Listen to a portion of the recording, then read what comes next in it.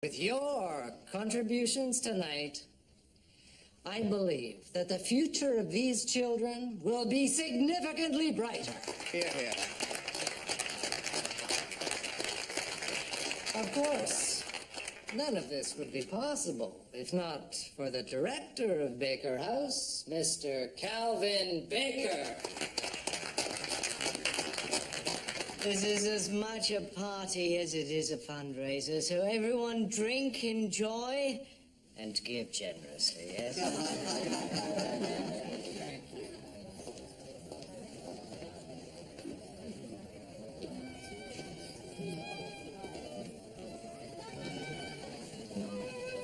And now it is time for us to say our goodnights. We only just got here, Father. I'm afraid I still have some work to finish up at the office. Work, work, work. Doesn't our Howard ever play? But, Mr. Watt, we've been here for over an hour. A whole hour. Why, that's a record, isn't it? Excuse me a moment. Flora, allow me.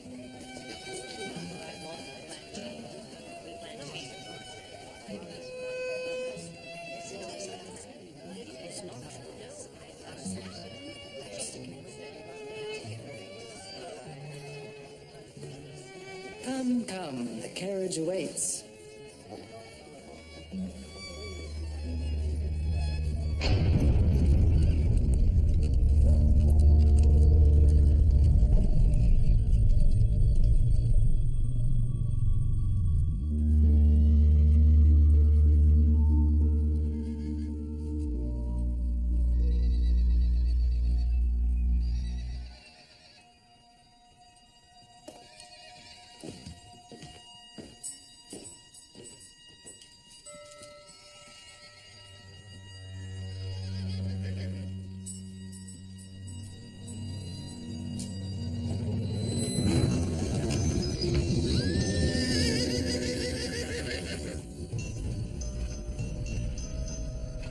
Who's there?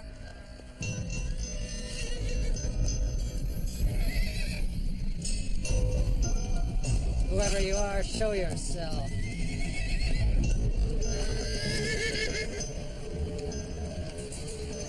What are you doing here?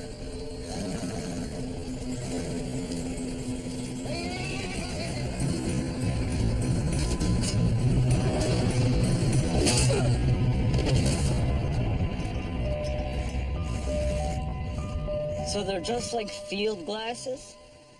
Yes, except you can look around and over objects. Here, What do you call it? I call it a circumscope. Circum from the Latin around and scope from the Greek to look. Didn't the inspector say something about losing his opera glasses last week? Did he? There'll be a blow-up if he doesn't find them soon. I'm sure he'll recover them in due time. Perhaps next Tuesday or Wednesday. Imagine the uses for surveillance, George. Yes, surveillance. Yes, I could definitely see how these will be useful. Sir? Oh! Constable. Dr. Ogden needs you immediately.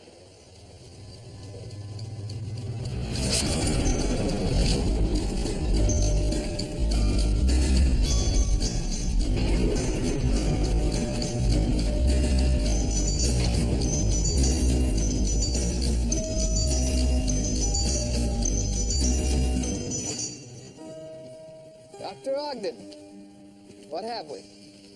Our victim's name is Howard Rookwood, Philanthropist.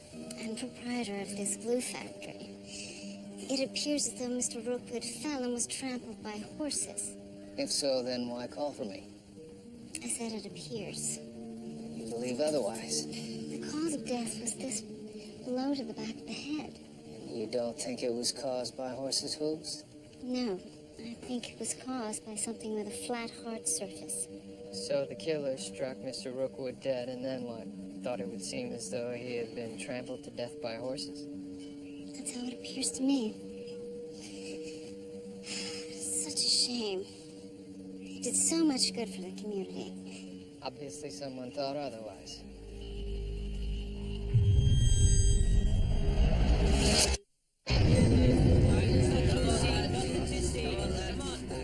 No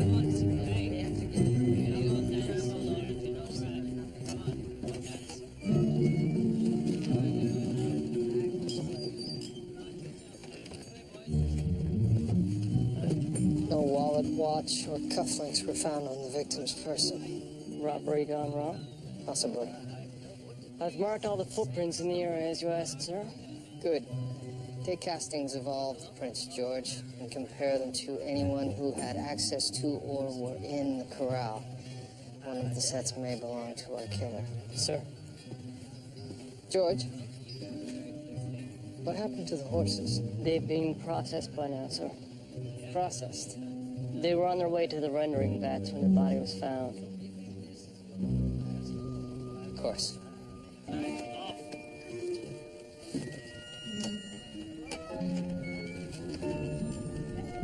Howard Rookwood was one of my oldest friends. And business partner, correct? Going on 20 years now. Two fraternity brothers who wanted to conquer the world. Of course, we didn't know it would be the world of adhesives. When was the last time you saw Mr. Rookwood? Last night, Calvin Baker had one of his fundraisers. Calvin Baker, the Baker House for Girls? Correct. Did anything unusual happen at this event? Not that I recall.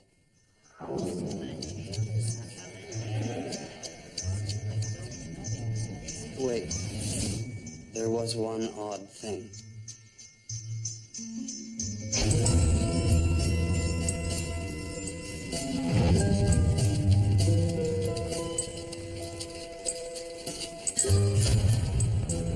Howard and I had words.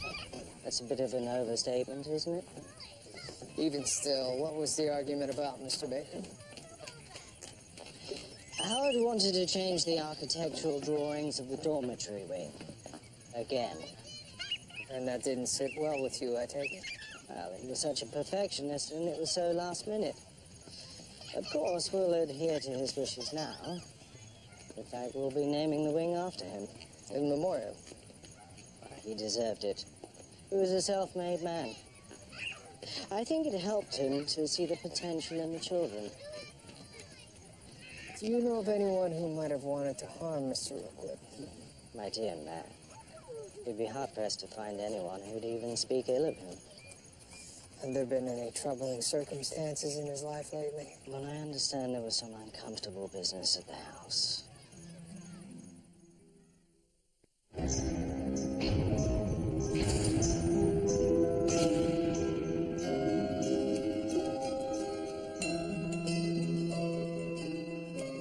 She's doing so well. Trying to be brave. I'm very sorry for your loss, Mrs. Rookwood. It's all just very difficult to comprehend. Do you mind? No. Mr. Baker suggested that there had been some trouble at the house. A manservant, I believe. He must be referring to Mr. Gorman. Gorman. Miles Gorman. He was Howard's valet. He was very uppity, if you ask me. And he was let go? Yes. It started about 6 months ago. Small things began to go missing. Silverware, vases, that sort of thing. I suspected Mr. Gorman and asked Howard to relieve him of his duties. And how did Mr. Gorman take that? In a word, sir, poorly.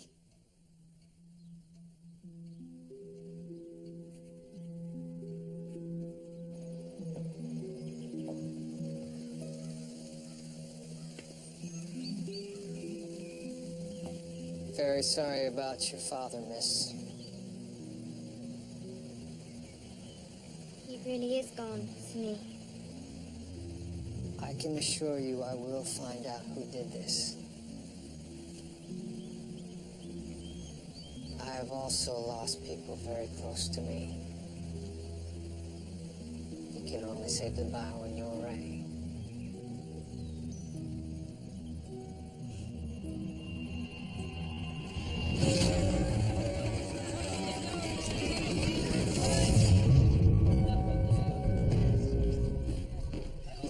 Sir, I believe I have found the murder weapon. Excellent, George. Have you dusted it for finger marks? I did, but they're too smudged to be of use. Where was it? In an alley by the glue factory. But this has got to be blood. Yes, it's blood, all right. There's also some hair on it.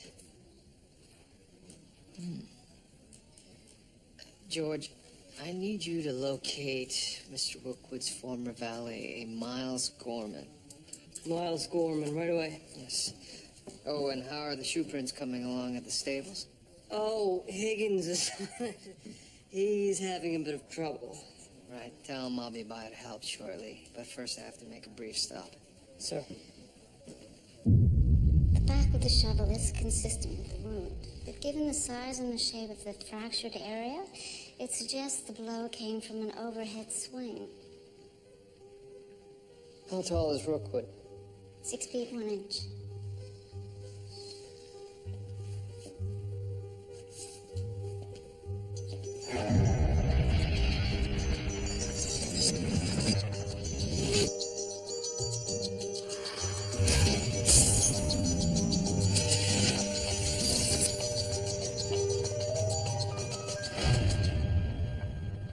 If he was hit from behind with an overhead swing, then why is the wound so low on the back of the head? Not close to the ground. I was wondering the same thing.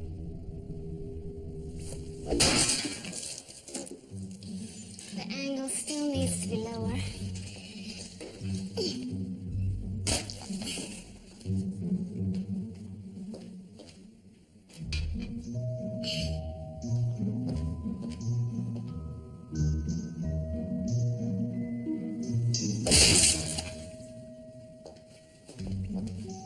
Perfect. That matches Mr. Rookwood's wound exactly. Now don't move. Quickly, please. Don't tell me those cycling legs of yours can't hold up. I'm simply anxious to learn our killer's height, otherwise I could maintain this position for hours.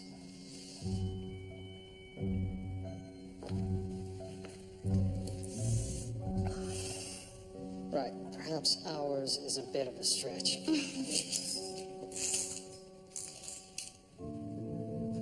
64 inches. 5 foot 4 inches. So a killer is very short. Indeed.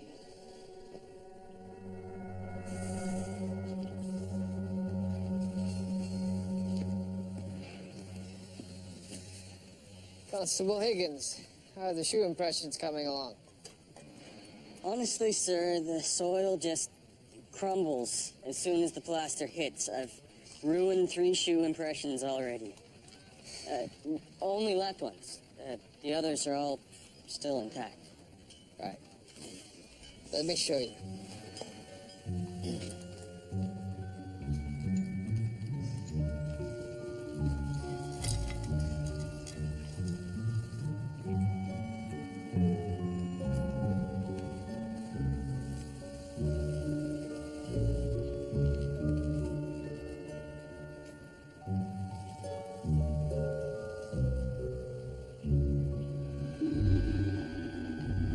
Notice how the heel is deeper than the toe. Someone with a limp, perhaps. Except we have 4 similar unaccounted sets. 4. And now consider that the death blow was struck by someone short. Obviously, you have a theory, so come on, out with it. Sir, I believe children were involved. Children? But this is an adult shoe. Yes, but sometimes street children wear hand-me-down shoes that are too big for them and stuff rags in the toes to make them fit. Hence, much more weight in the heel. And we also found a child-size boot impression. Do you have any idea who these kids are? No. However, I did see some children working at the glue factory. Little buggers, like a bloody epidemic. I'll round them up.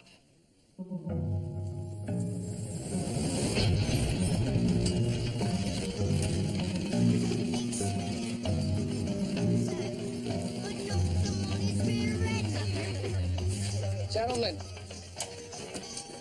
I'm Detective Murdoch. This is Constable Crabtree. We'd like to ask you a few questions. You boys work here at the factory?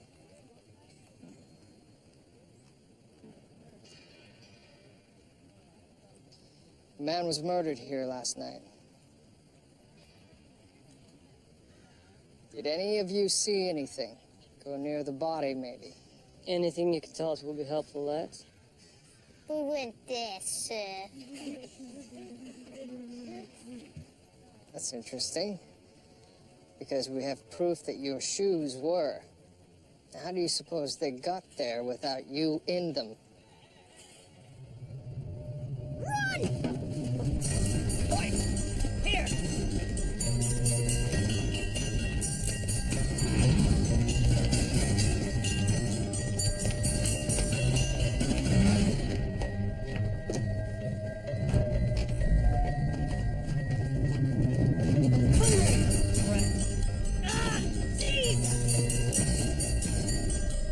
I lost them, George. They gave me the slip as well, sir. I fear our killer may have gotten away. I fear he may have done so on your bicycle, sir. Oh, for the love of... Lord's name, sir. Yes, George, thank you.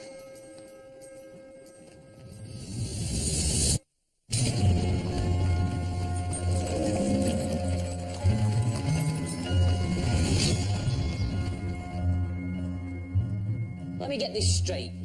You found the suspects, you couldn't get them to talk, they wounded a constable, nicked a detective's bicycle, and then got away on it. Yes, sir.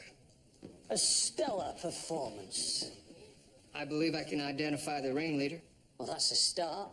Any other riveting insights? Yes, he had an accent. British, Home children.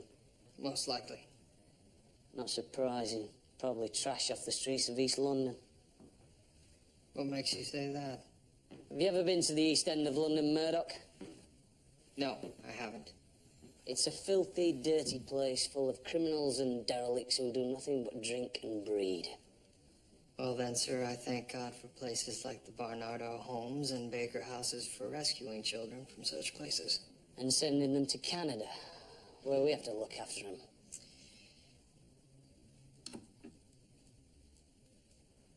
Is that the little toe rag? You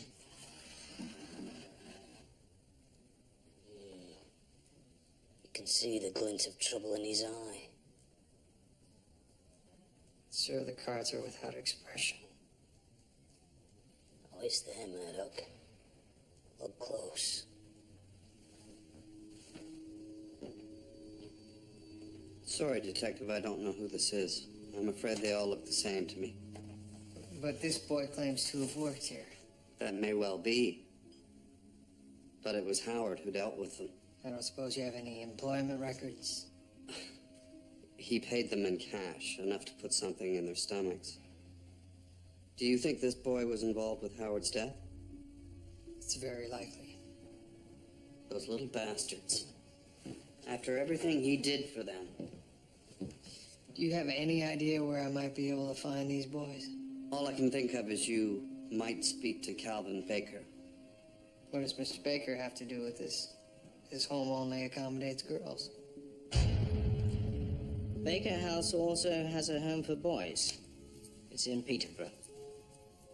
Now, if there's nothing else. Actually, there is. We believe this boy may be involved in Mr. Rookwood's murder. Do you recognize him? No, sorry. You barely looked at it.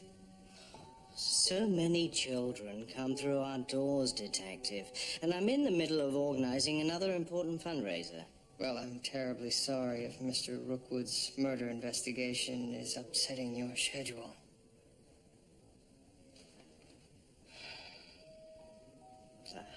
I'm sorry. I'll ask my staff. Perhaps they'll remember him. May I keep this? Of course. Good day, sir.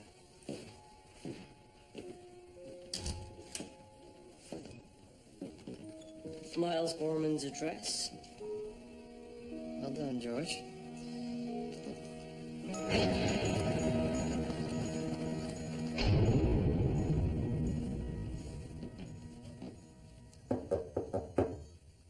Mr. Gorman, Toronto Police, a word, please.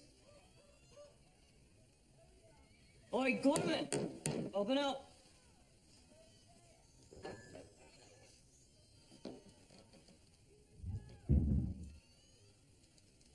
He appears not to be home. I guess not, sir.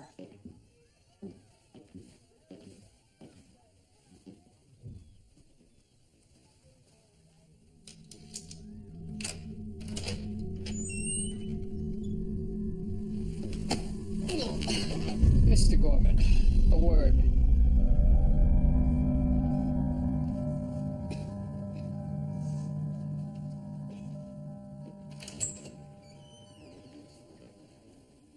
It's positively rank in here. I'm sure you'll be fine. Sure I'll catch glanders or headlights or some such thing. You'll catch much worse if I throw you in the drunk tank for not cooperating.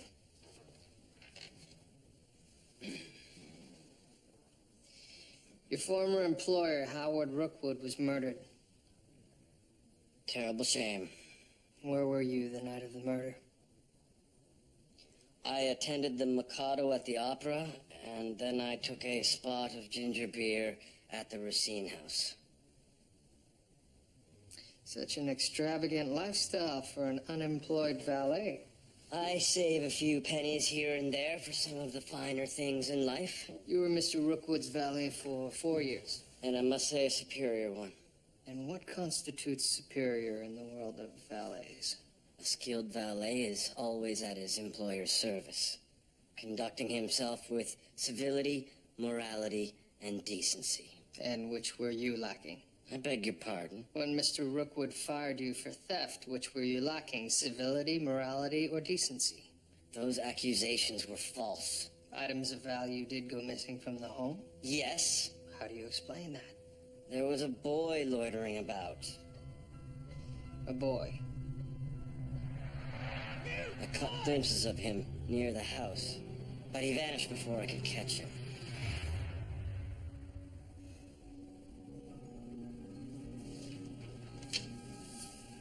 Is this the boy? So, we're back to the boy, are we?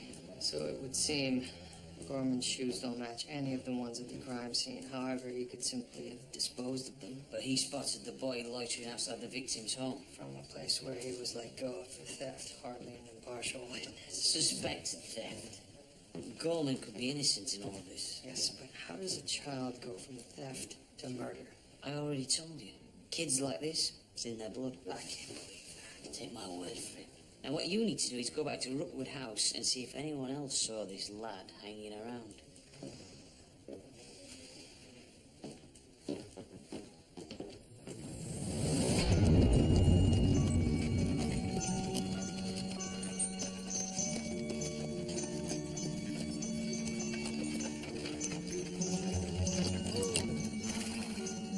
Thank you.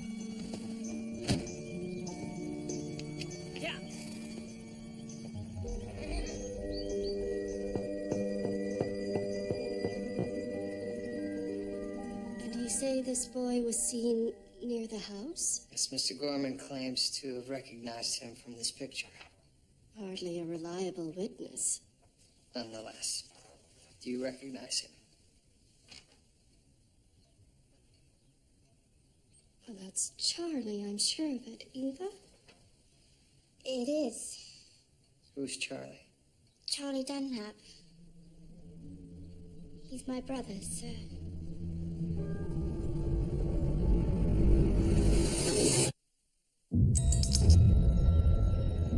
He looks older.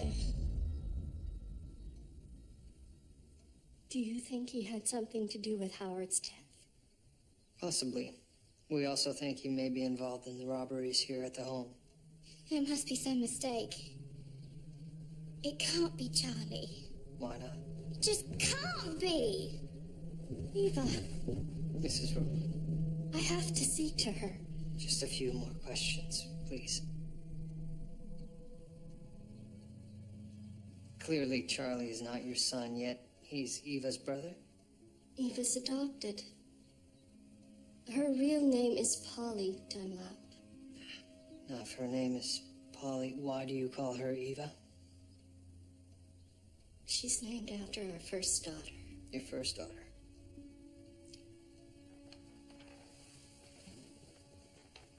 She died in an accident 2 years ago. I'm sorry. I was very lonely afterwards. Howard suggested a lady's maid. So you took in Polly? Yes, from Baker House. We hired her, got close. Eventually, we adopted her. And Charlie? I've only seen him in pictures. So you know nothing about him? I'm sorry. Eva almost never spoke of him.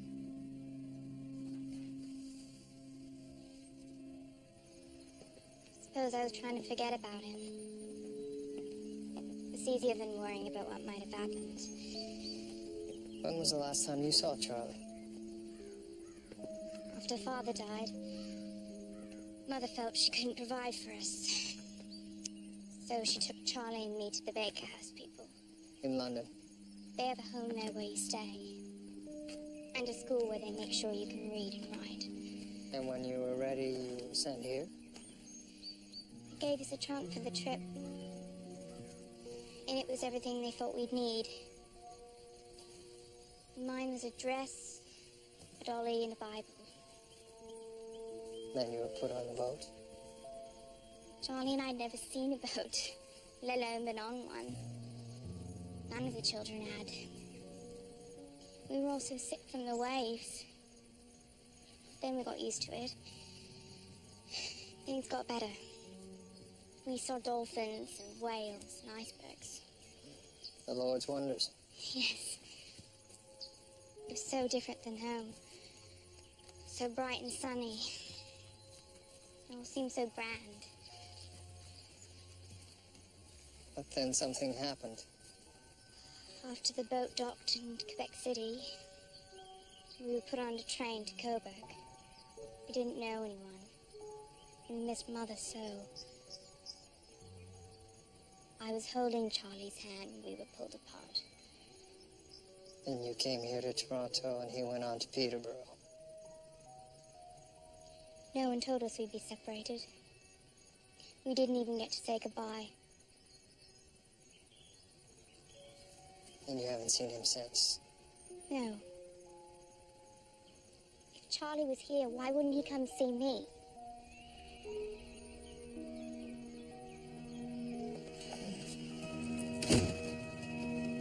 What do you have for me, George?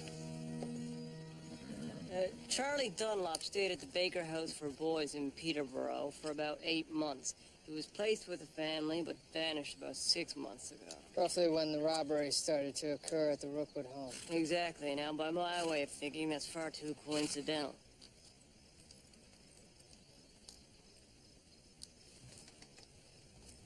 Wouldn't you agree, sir?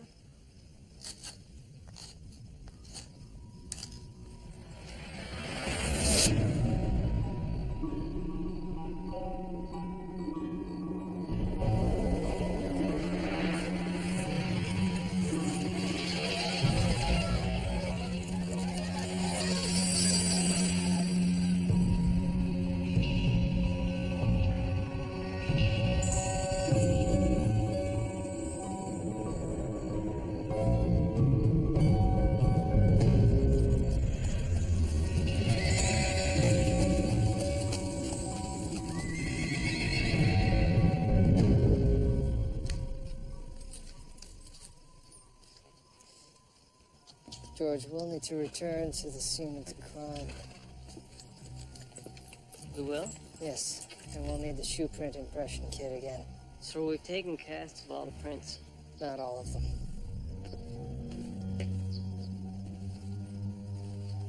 A hoof print. And this proves what? That there were horses at a glue factory? Wearing horseshoes, sir. Horseshoes. Why would anyone waste a perfectly good horseshoe on an egg? Exactly, and if that's the case, what were healthy horses doing there? Stolen. All right, I see your point. Something's going on at the glue factory, but what's it got to do with this case? That's what I intend to find out. Several shoed horses were sent to your rendering vats. Obviously, there's been a mistake. Why would a glue factory be slaughtering perfectly healthy animals? Is it because you were buying stolen ones for virtually nothing? Absolutely not. And tell me, did you steal them yourself, or did you engage others to steal them for you? Perhaps street children? I think this meeting is over, sir. Unless I'm under arrest. No. But consider this. Last year, a man in Wyoming was caught stealing horses. The courts would have given him jail time, but sadly his neighbors got to him first.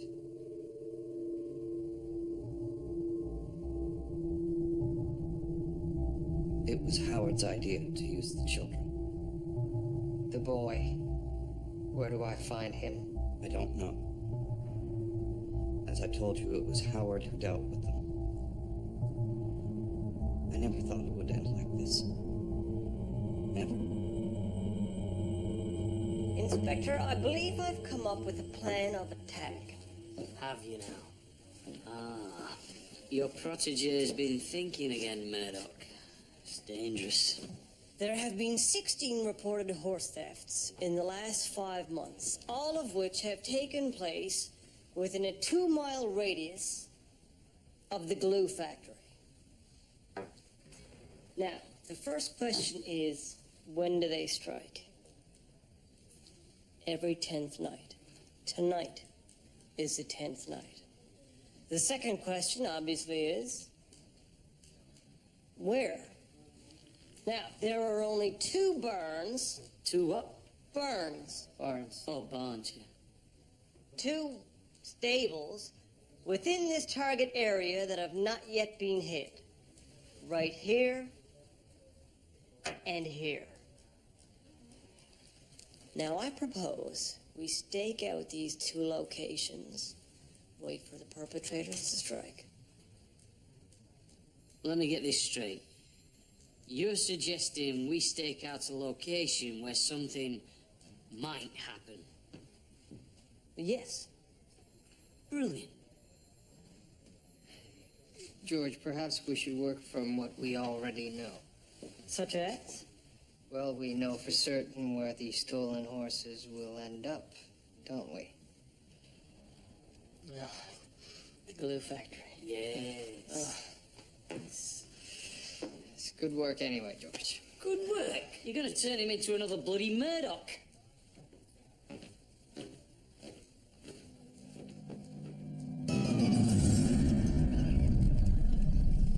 Bloody hell, this thing's heavy. Sir, may I ask you a question? What? From the beginning of this investigation, you've been singularly hard on these children. No, I haven't. Yes, sir, you have. You've assumed their guilt right from the start. These children are given every chance in the world. And look what they do with it. What? They live in abject poverty. They're torn from their parents, shipped to another country. What about the kids who aren't quite poor enough? Whose parents work themselves into an early grave? What do they do? I don't know. They pack school in after 3 years and start work to support 4 brothers. That's what they do.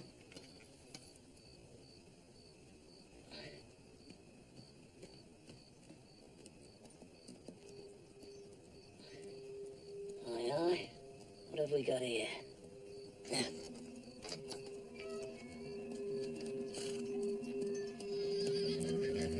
That's Charlie. You meet Charlie and I'll grab the others.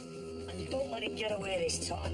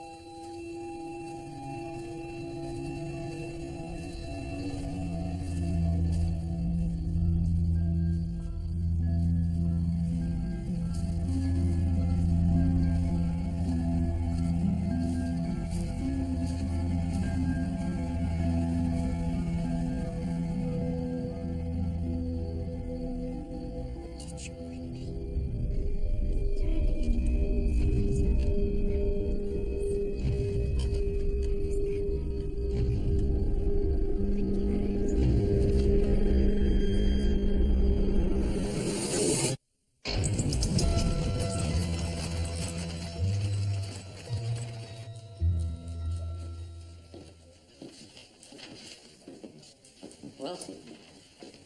I compared the boy's shoes to the castings we took. They match. So he was at the crime scene. And his sister lied to you about not knowing where her brother was. Clearly they were robbing the family home. But why murder Mr. Rookwood? That's what we're about to find out. This little toe rag's about to get an eye-opening. I want to speak with my sister, sir. Sir? You're gonna have to talk to me first. Start with Rookwood. Did you kill him? No, sir. Your footprints were found all around his body. Funny that. How'd they get there? By magic? I don't know. Well, how about this then? You went to rob him, smacked him on the back of the head, he died, you ran. That's not how it happened. Then how did it? The lads and me was bringing a horseback. Rookwood was lying there. We thought he was passed out drunk, so we rode him. Was your sister involved? No. Really? Because we know you're a little tea leaf, and clearly it runs in the family. You take that back. Oh, what? Or I'll take a round out of you. Oh, will you now? Sir. Take a seat. Let's start at the beginning, shall we? How did you get out of your placement? I was sent to this farm. They made me work until my hands bled.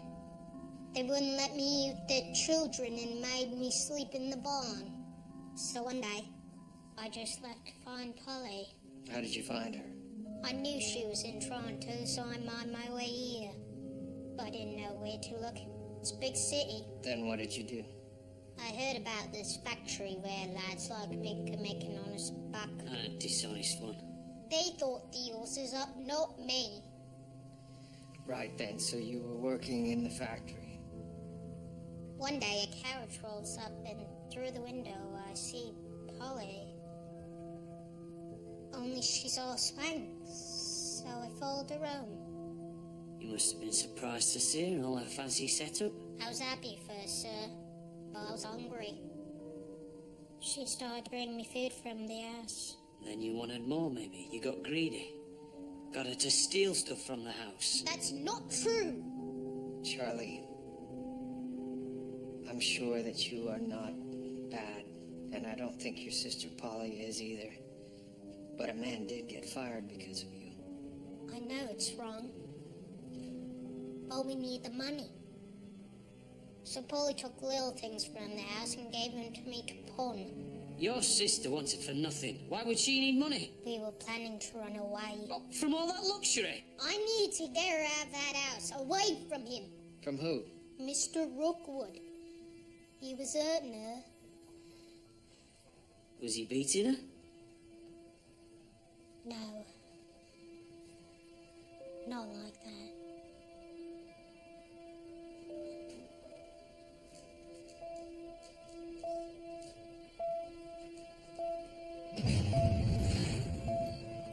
You have to tell me the truth, Polly, because it's not looking good for your brother. We think he killed your father. That man wasn't my father. My father is dead and buried. And your father never would have done what Mr. Rookwood did to you.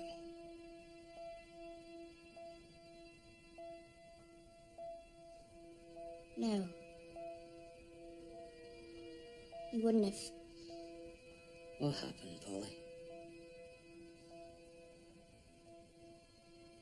At first it was just the way he looked at me.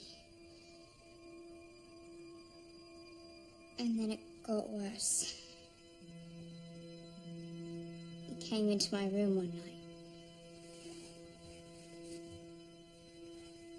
Polly, if I was your brother, I would have killed him. Charlie wanted to, only I wouldn't let him. And Charlie would never do anything against my wishes. You have to believe me.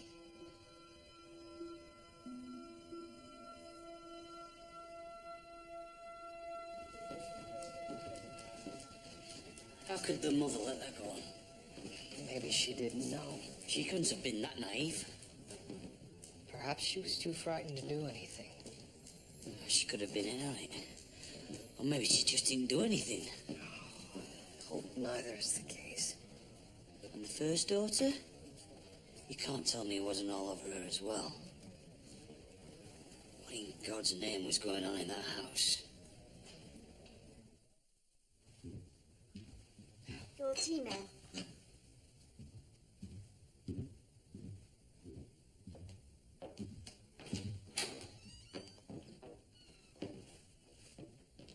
Eva.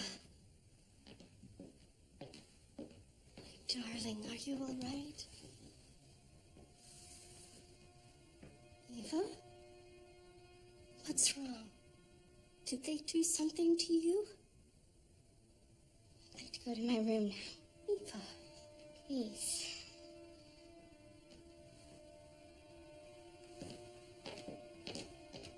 What did you do to her?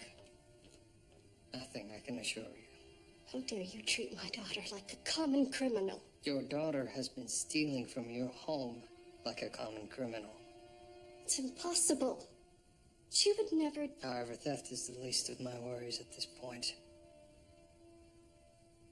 What are you talking about? Eva has leveled very serious accusations at your husband. What sort of accusations? She claims he made advances on her. That is a monstrous thing to say about my husband. So now your daughter is a liar as well as a thief. How dare you? Mrs. Rookwood, please, tell me the truth.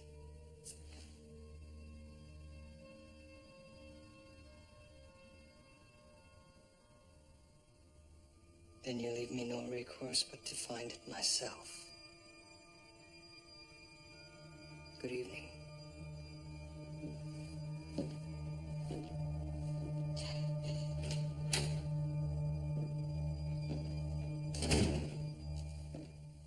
Any luck, George?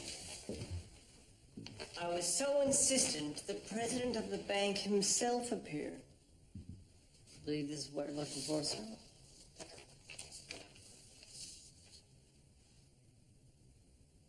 Yes, this is precisely what I'm looking for.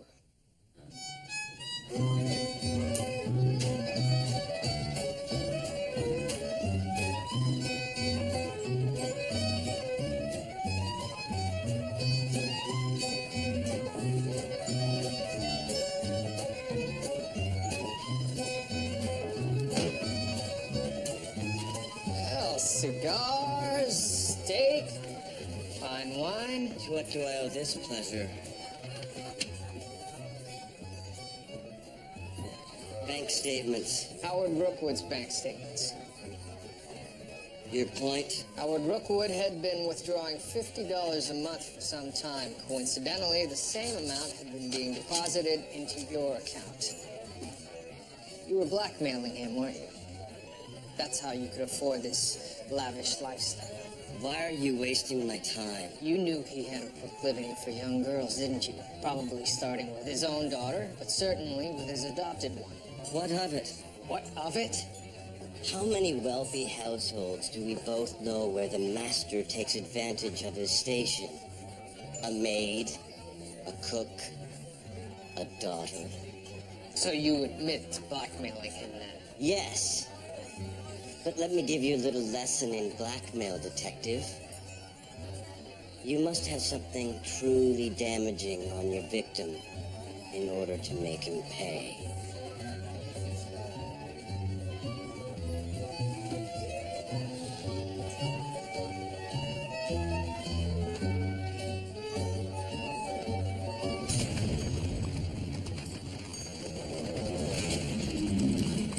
So, Eva Rookwood, 14 years. Cause of death? Broken neck incurred during a fall down the stairs. Stairs. Most convenient. Bruising to the temporal lobe, thighs, back. Gorman claims he suffocated her. Is there anything to support that? It's petechial hemorrhaging. That would be consistent with suffocation. So Howard Rookwood was molesting his own daughter. He then killed her, and later brought another girl into the home. It starts all over again. Are you suggesting that he would have killed Polly as well? It's a reasonable extrapolation. Well, the killer certainly wasn't Mr. Gorman. Why kill your blackmail victim? You seem to have ruled out the children. That leaves only...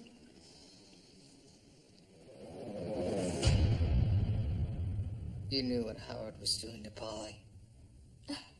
Howard doted on that child.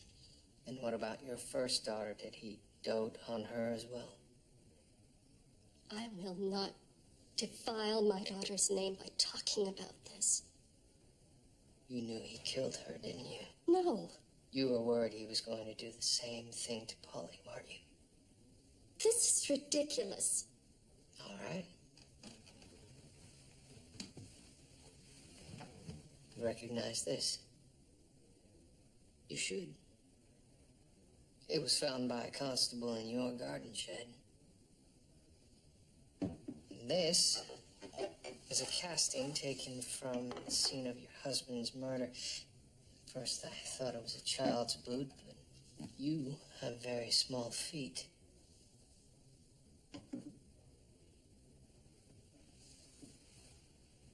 You were there that night.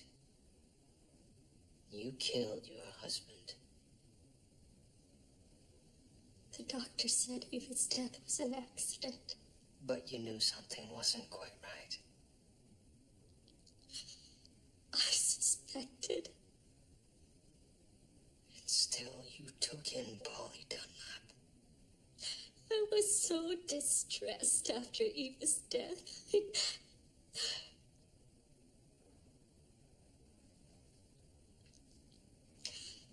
It was Howard's idea to procure a girl. It was his idea to adopt her as well. Everything was his idea. What happened after the fundraiser?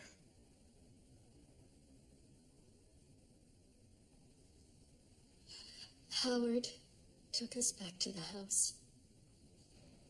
He wanted to say goodnight to Eva before he went to work. He told me to go to bed. But you didn't. I'd noticed how he looked at her. So I waited. And I followed him. I saw him with her.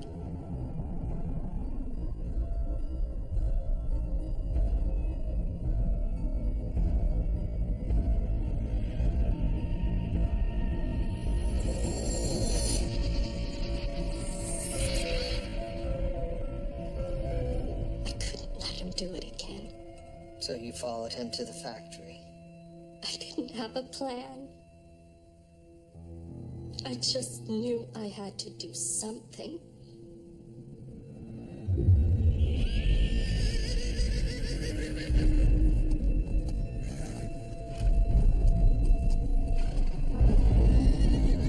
What are you doing here? I know what's going on.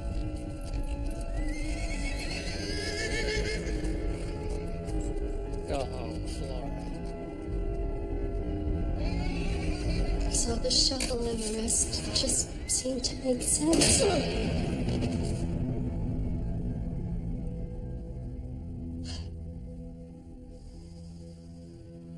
Truth be told, I never felt better in my life.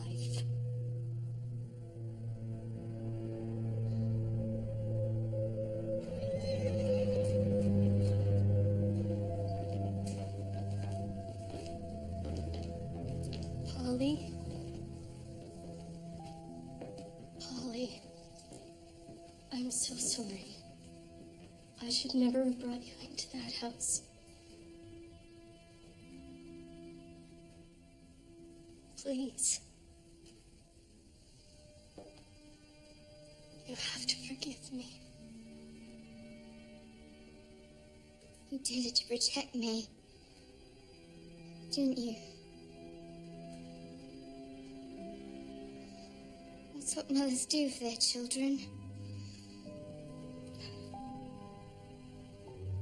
Yes. Yes.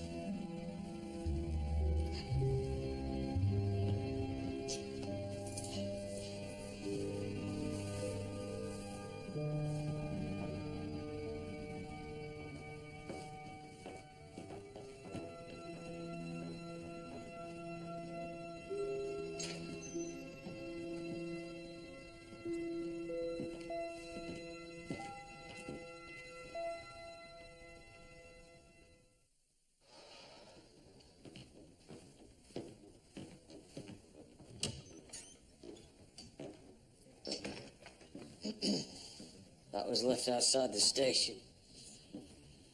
Oh, my bike. Or at least, it looks like my bike. What will happen to Polly and Charlie? Children's Aid will look after their immediate futures. What about Mrs. Rookwood? I believe the courts will see she acted in her daughter's interests. I'll testify to that effect if needed. You've softened your position. I'm not made of stone, Murdoch. It just makes you wonder how many more kids are out there in the same boat. Sickens me to think of it. Well then, grab your hat and let's go. Where? To see if 2 coppers can make a difference.